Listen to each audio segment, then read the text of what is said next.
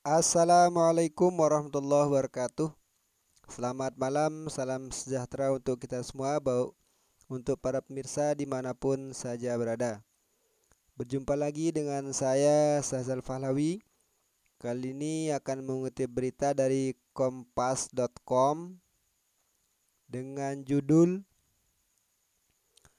"Jika Koalisi Perubahan Gagal Terbentuk, Pilpres 2024 diprediksi hanya diikuti all Jokowi's men."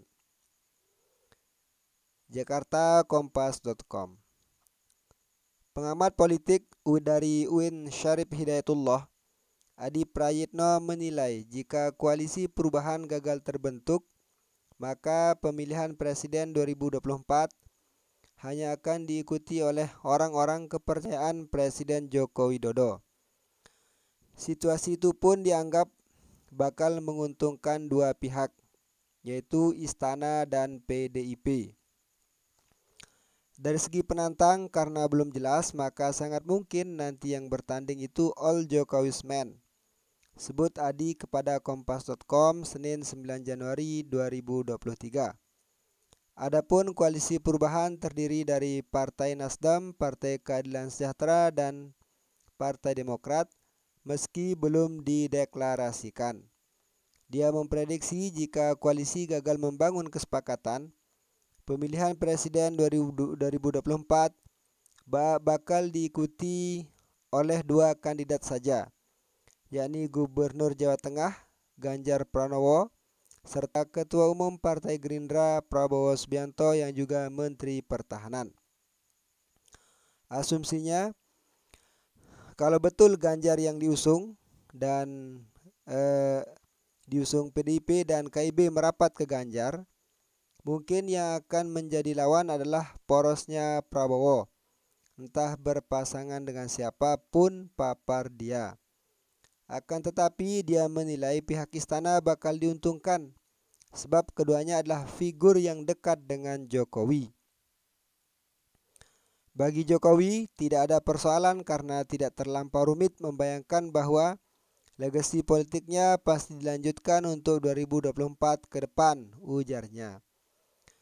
Di sisi lain, kondisi tersebut juga bakal memberi keleluasaan bagi PDIP untuk mengusung Puan Maharani sebagai capres. Pasalnya, tak ada yang perlu ditakuti ketika poros koalisi perubahan tak jadi terbentuk dan Anies Baswedan gagal ikut Pilpres. Kalau Anies tidak dapat tiket, maka PDIP sangat confident untuk mengusung Puan Maharani. Karena PDIP berhitung siapapun yang dilawan adalah teman-teman koalisinya, imbuh dia. Saat ini koalisi perubahan tak juga terbentuk. Salah satu dugaan yang menjadi ganjalan adalah alotnya negosiasi soal figur calon wakil presiden pendamping Anies. Demokrat harus menyatakan dukungannya agar Agus Harimurti Yudhoyono bisa menjadi cawapres. PKS pun tak mau kalah dengan mengusulkan mantan Gubernur Jawa Barat Ahmad Heriawan atau Aher berpasangan dengan Anies. Ya.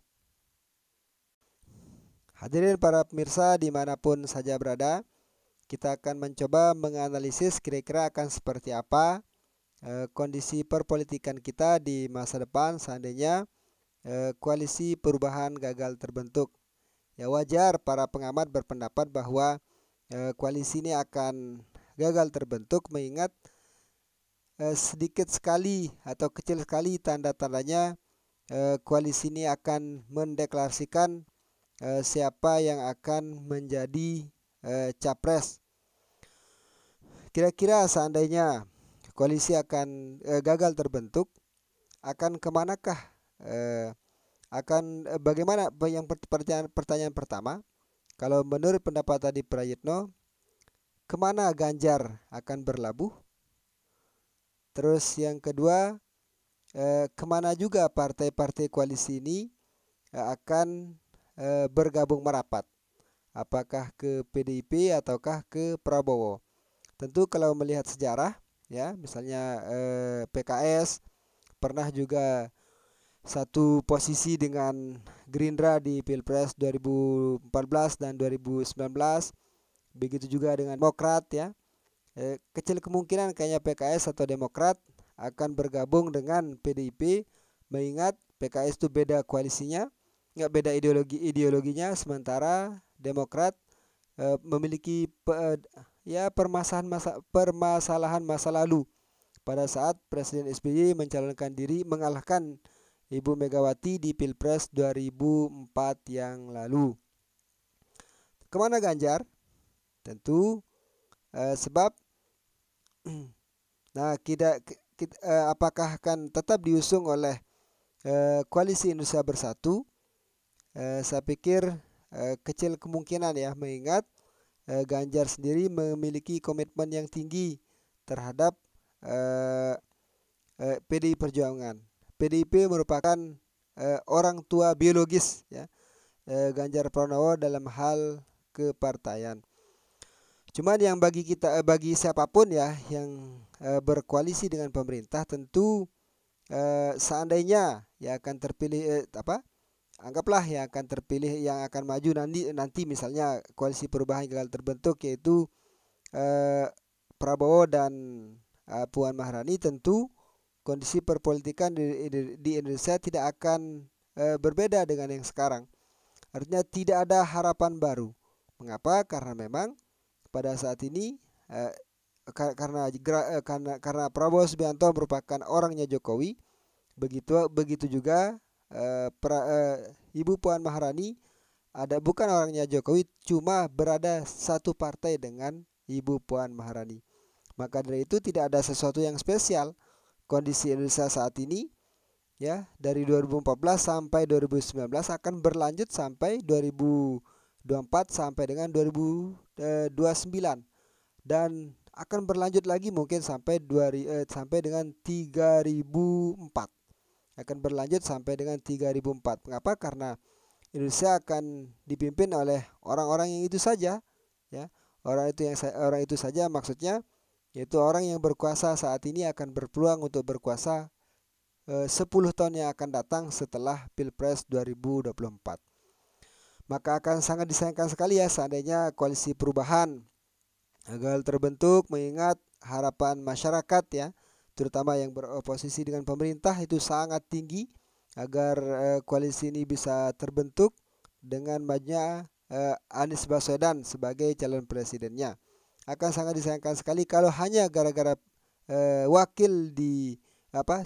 hanya karena calon wakil presiden, maka koalisi ini akan gagal terbentuk. Tapi kalau kita melihat berita maupun analisis politik yang kita tonton, yang kita baca, mengapa sampai pada hari ini Koalisi Perubahan belum juga mengumumkan Anies Baswedan sebagai capresnya? Ya, salah satu penyebab selain alotnya masalah cawapres adalah karena PDIP sendiri belum mengumumkan calon presidennya. Artinya mereka menunggu PDIP terlebih dahulu mengumumkan capresnya, baru kemudian mereka akan mengumumkan capres juga disertai dengan strategi apa yang akan digunakan, strategi langkah apa yang akan digunakan untuk melawan jurus PDIP itu sendiri. Akan tapi PDIP sudah sangat dewasa dalam hal penentuan capres, dalam hal perpolitikan di Indonesia. Kalau kita melihat dari tahun-tahun sebelumnya, ya periode-periode sebelumnya, PDIP menggunakan strategi injury time atau last minute, ya, memanfaatkan waktu-waktu terakhir untuk mengumumkan calon presidennya dengan salah satu tujuannya adalah agar strategi politiknya tidak mudah dibaca oleh lawan. Nah, akan tapi apakah strategi tersebut atau jurus tersebut atau langkah tersebut masih laku pada saat ini, mengingat masyarakat butuh kepastian, masyarakat butuh cepat ya, instan dan sebagainya, lebih-lebih dengan adanya industri digital ya, di mana seseorang bisa dengan cepat memperkenalkan dirinya, mensosialisasikan dirinya kepada rakyat, sehingga itu yang bisa menimbulkan simpati atau bisa meningkatkan elektabilitas mereka, seperti yang disarankan oleh Ganjaris atau kelompok-kelompok pendukung Ganjar agar segera PDIP mengumumkan calon presidennya. Mari kita menunggu apakah koalisi perubahan akan terbentuk ataukah hanya sebatas angan-angan belaka. Ya, semacam mem-PHP rakyat lah. Ya. Kita hanya bisa menunggu. Sekian, assalamualaikum warahmatullahi wabarakatuh.